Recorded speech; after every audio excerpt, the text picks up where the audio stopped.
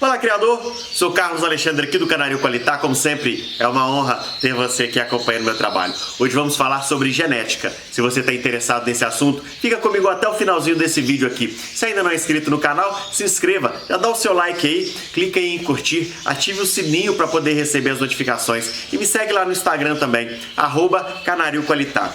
Conversei com o amigo Roberto Liciardo, um amigo que tenho há vários anos. Ele tem um conhecimento vasto acerca da criação de canários, vários artigos publicados também, inclusive na revista Brasil Ornitológico. E decidimos o seguinte: ele fez alguns vídeos lá falando sobre genética e a gente vai disponibilizar esses vídeos aqui no canal também, para que você tenha mais uma fonte de referência, para poder alcançar o sucesso o mais rápido possível e com a maior qualidade possível. Tudo jóia?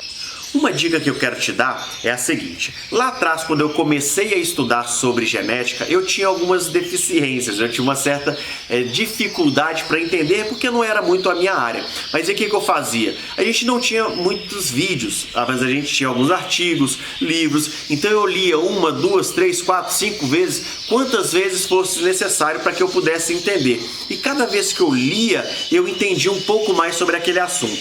Então, se você tem um pouco de dificuldade para entender sobre genética, a dica que eu te dou é essa: assista várias vezes, ok? São 3 vídeos, esse aqui é o primeiro vídeo, então eu vou soltar outros 2 vídeos para você acompanhar esse processo aí, para poder você aprender um pouco mais. Então, sem mais delongas, fique aqui com o primeiro vídeo dessa série de 3 vídeos e de antemão eu já te peço, acompanhe o trabalho do nosso amigo Roberto Liciardo lá no canal, se inscreva lá no canal dele e acompanhe os vídeos que ele tem produzido. Tudo jóia?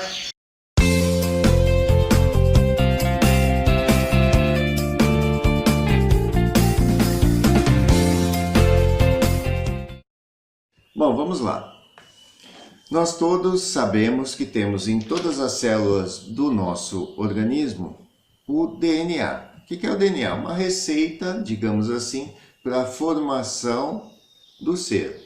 Tá? Essa receita, sim, esse DNA, ele é compactado para se acomodar no núcleo de uma célula. Quando eu compacto esse DNA, vamos imaginar esse DNA como uma fita bem comprida, tá? Com milhares de pequenas informações para cada uma das características, que eu chamo de genes. Então eu posso ter um gene para definir a cor do cabelo, negro, ruivo, loiro, etc.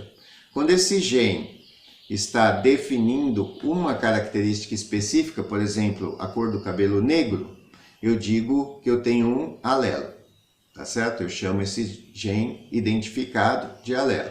Então eu tenho genes para coloração do cabelo. Quando eu identifico que aquele gene define o cabelo negro, eu chamo aquele gene de alelo, tá? Só para a gente saber os nomes, tá, pessoal? Eu não sou biólogo.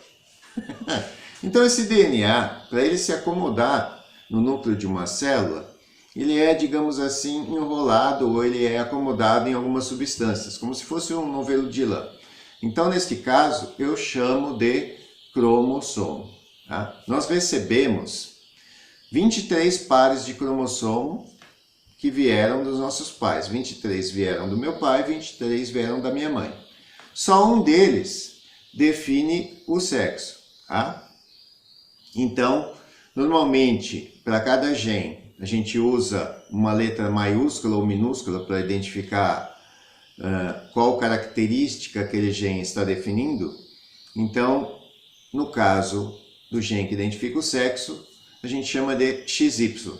Eu recebi um XY, então eu sou do sexo masculino. Se eu tivesse recebido um XX, eu sou do sexo, eu seria uma mulher, tá certo? Eu seria do sexo feminino. Então, o que acontece? Bom, o que acontece é o seguinte. Nos canários, eu estou vendo que é o contrário. O macho que é XX e a fêmea que é XY. Você está enganado. Não, nos mamíferos é assim. No caso das aves, as letras usadas pelos biólogos nem é XX, é ZW e ZZ. Tá? Mas elas não são equivalentes. Elas geram outro tipo de proteína que no final das contas acaba por uma reação bioquímica, formando hormônios que levam aí à definição do sexo. Ah, vou entrar nesse papo chato de biologia, não. Enfim, nem eu sei direito, tá? Mas como assim, desde o início, o que a gente aprende na biologia básica é, por exemplo, de mamíferos, XX e XY, toda a literatura que a gente tem usa essa mesma nomenclatura. Só que no caso das aves e dos mamíferos é invertido. Os machos nas aves são ou contêm no cromossomo sexual 2 elementos XX. As fêmeas vão ter um XY, tá certo? Bom, eu recebo então, na hora da fecundação, minha célula tem 2 cromossomos. Ela se divide em 2, tá certo? E na fêmea também. E na hora da fecundação há uma junção aleatória. Eu não sei que parte de um lado juntou com que parte de outro lado. Então eu tenho algumas combinações possíveis, tá? Mas as características dentro dessa fita de DNA, elas estão características para elementos para a mesma característica, digamos assim, elas estão na mesma posição e têm o mesmo tamanho, tá? Então quando eu junto, por exemplo, de um lado a característica que está definindo se o lipocromo vai se fixar em toda a sua intensidade, e do outro lado, que seria o normal de um canário, e do outro lado eu tenho uma característica igual, ela está na mesma posição quando os cromossomos se juntam. Então eu tenho ali um canário com lipocromo na sua intensidade, ok. Se eu tiver de um lado essa característica e do outro lado uma característica diferente, por exemplo, que só permita a fixação de metade do lipocromo na estrutura das penas, tá? Eu digo que eu tenho uma situação de heterozigoto. Eu tenho ali um canário que não é puro, não tem a mesma informação dos dois lados no momento da formação do ser. Vamos ver um exemplo aqui. Eu não quero ficar chato, eu não quero que isso se torne algo chato, mas só para vocês entenderem um pouco como a coisa funciona, vamos ver um exemplo aqui no dominó.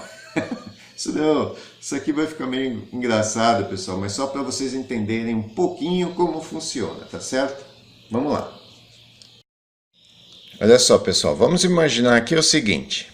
Eu tenho aqui 2 cromossomos de um macho e aqui 2 cromossomos de uma fêmea. Vamos dizer que quando eu tenho nesta posição o número 5, eu tenho X, ó, X aqui, e aqui outro X. Então, eu tenho aqui 2 cromossomos formando este canário, então este aqui é um macho. Na fêmea, eu tenho aqui o X e tenho aqui o Y. Quando eu não tiver informação nessa posição, eu tenho o cromossoma Y. No caso do cromossoma Y, eu não tenho mais características ali vinculadas com ele. É um cromossomo um pouco menor. Só lembrando, as aves têm 40 pares de cromossomos. Eu estou vendo aqui o sexual, tem outros 39. Esses outros cromossomos eu chamo de somáticos, tá? Então, quando eu tenho características que não estão vinculadas com o cromossomo que identifica o sexo, eu tenho ali o que eu chamo de características autossômicas, tá? Então, o que eu vou ter aqui, ó? Eu tenho vários pares de genes aqui na mesma posição. Vamos supor, vamos imaginar que estes 6 aqui identificam um canário normal que fixa na estrutura das penas a totalidade do lipocromo. E este outro aqui, ó, este outro gene aqui, ou este outro alelo, identifica que o lipocromo ele vai se fixar mais ou menos pela metade, que seria o gene para o marfim. Então eu tenho aqui um macho portador de marfim. Ele não é homozigoto, ele não tem os 6 dos dois lados. Ele tem um 6, que é o canário normal, e um 3, que representa aqui o canário marfim. Então esse é um canário portador de marfim, tá certo? Deste lado aqui eu tenho o quê? Uma fêmea XY Uma fêmea o quê? Normal. Aqui são outras características quaisquer, tá? No caso do canário, a gente tem várias características identificadas ligadas ao sexo, tá? Por exemplo, a definição das cores clássicas é ligada ao sexo,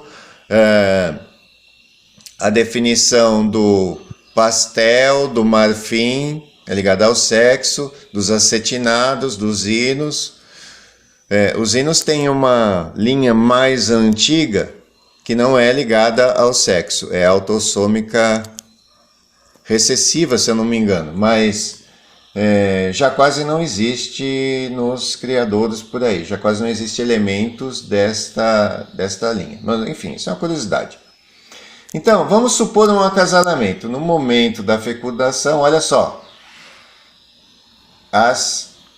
os cromossomas se dividem nos gametos. Por que eles se dividem? Porque o pai vai contribuir com um cromossoma e a mãe vai contribuir com um cromossoma. Na fecundação eles vão se juntar. Então, eles se dividem nos gametas. Olha outra palavra chata aí. O que é um gameta?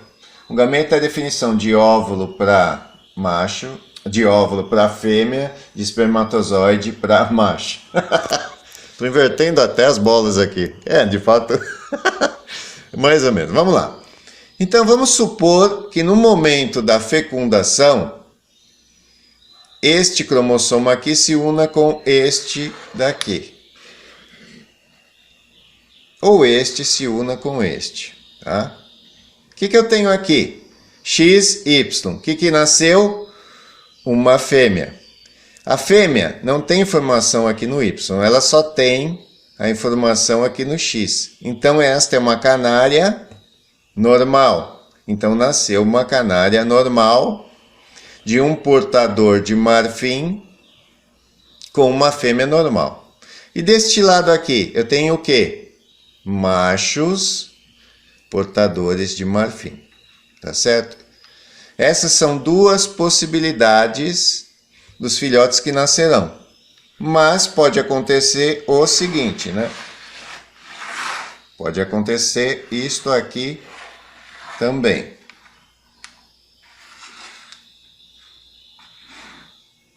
Esta junção. Tá certo? O que aconteceu agora aqui? Eu tenho machos normais, puros. Eles não portam marfim. E eu tenho fêmea o quê? Nasceu fêmea marfim. Tá certo? Então eu tenho essas 4 possibilidades. Então, assim, o que a gente viu aí é um exemplo ligado ao sexo. Tá? As aves têm mais 39 pares de cromossomos. Cada par identifica centenas, dezenas, centenas de características, de genes. Tá? Então,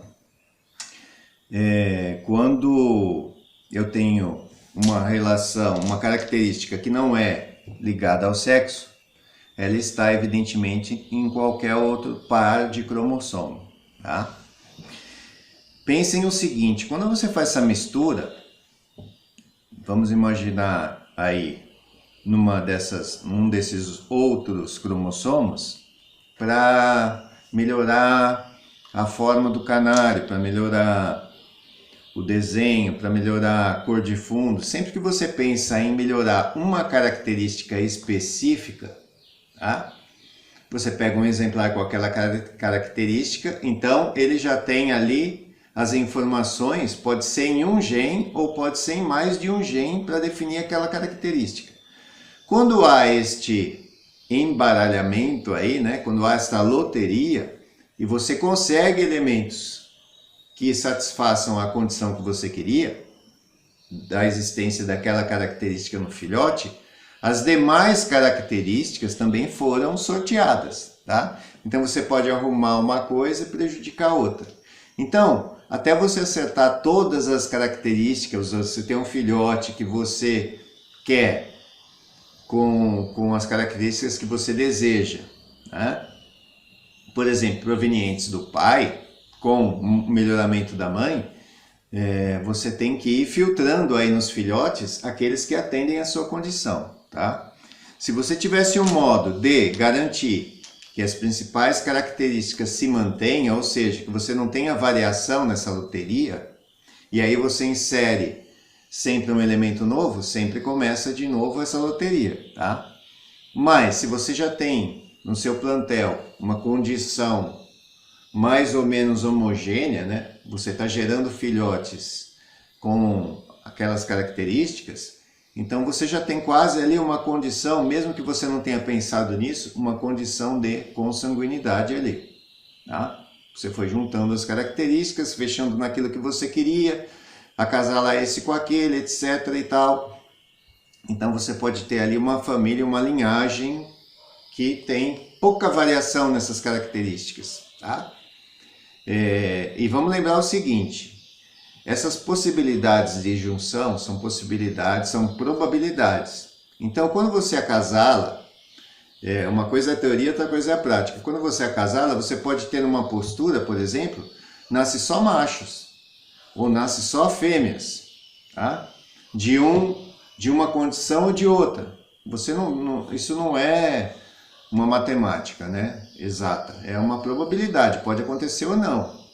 Isso depende de várias condições biológicas aí e de sorte mesmo, nesse caso aí, da combinação para você ter, por exemplo, eu quero fêmeas marfins, tá? Nasceu fêmea, se o acasalamento já promove essa condição, todas as fêmeas serão marfins, ótimo, né? Se nasceu fêmea, já é marfim, ok, deu certo.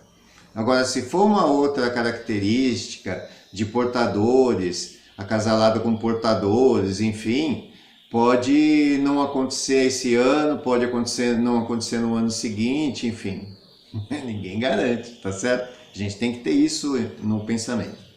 Bom, e eu acho que eu já falei isso no outro vídeo, mas vou repetir. Quando a gente fala em genética, eu quero a genética do criador A, B ou C.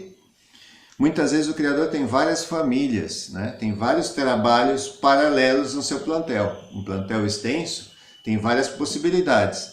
Não necessariamente aquilo que você adquiriu pertencem ao ramo da família da linhagem de campeões daquele criador, por exemplo. É claro que criadores mais antigos já têm um plantel mais ou menos qualificado. Então, mesmo que você não tenha a linhagem do campeão, também não tem lá uma grande porcaria, digamos assim, tá? Você tem alguma qualidade ali, e você está vendo o que está comprando, né? O principal é você primeiro saber e identificar o que você quer fazer e conseguir identificar aquele canário, que é um canário bom, o que não é um canário bom.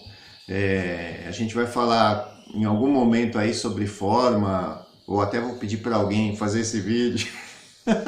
Vamos ver. E aí, para a gente começar a entender o que é um canário ideal, assim, em forma, elegância e tudo mais, né? Nos outros aspectos que não apenas no tipo, na variedade, na categoria. O que mais tem aí na questão de julgamento? O que é importante, né? A gente vai... Eu não sou juiz, tá, pessoal?